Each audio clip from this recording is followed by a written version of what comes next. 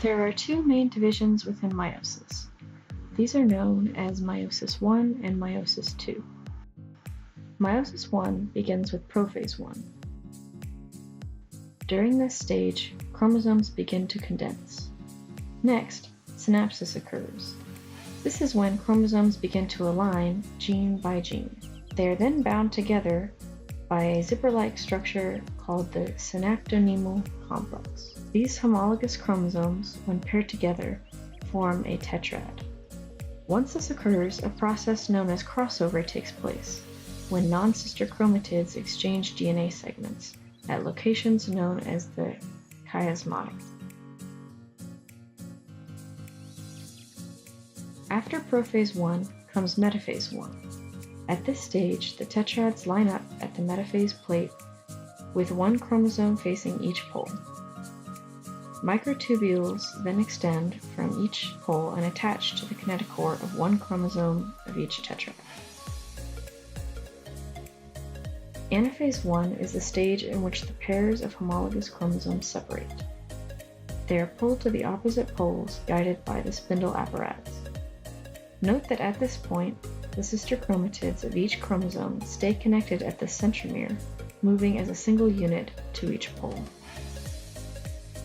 During the final stage of meiosis I, telophase I, each half of the cell has a complete haploid set of chromosomes.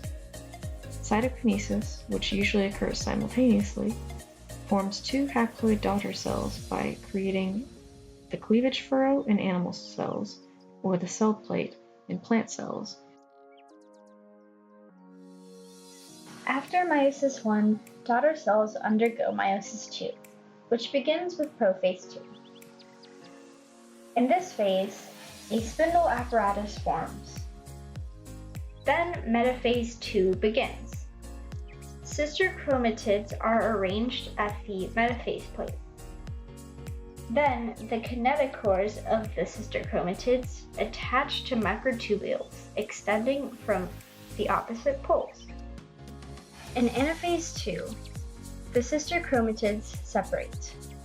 Because of crossing over in meiosis I, the two sister chromatids of each chromosome are no longer genetically identical. The next phases are telophase II and cytokinesis.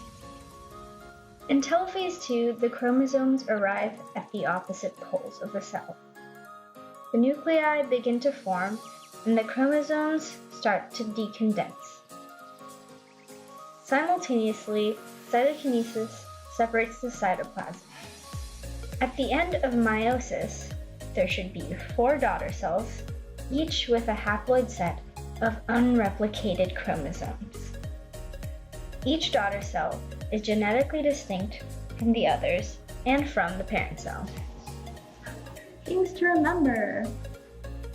First, the separation of sister chromatids and homologous chromosomes. Sister chromatids separate after homologous chromosomes separate. This is because homologous chromosomes separate after anaphase I, and sister chromatids separate during anaphase II. This is because homologous chromosomes exchange genetic information during crossover. That way, when the sister chromatids separate in anaphase II, they have different genetic information. Next, sister chromatids do not engage in crossing over. This is because sister chromatids are identical to each other, so they wouldn't be exchanging any new information. Therefore, it would be pretty much pointless. Next, genetic variation and its importance. At the end of the process, we ended up with beads with different colors on their wires. There weren't any beads that had all one color on their wires because cells undergo crossing over to ensure that genetic variation continues on to the next generation. Without this process, we would have ended up with beads of all the same color, therefore the sister chromatids would be identical, just like in mitosis. And next, for daughter cells in meiosis versus daughter cells in mitosis. The main difference is that in mitosis, the number of chromosome sets is conserved. Also, it produces cells that are genetically identical to the parent cells, while in meiosis, the number of chromosome sets is reduced from 2 to 1, or from diploid to haploid. Meiosis also produces cells that differ genetically from each other and from the parent cell. Alright, lastly we have the significance of crossing over in terms of biodiversity and natural selection.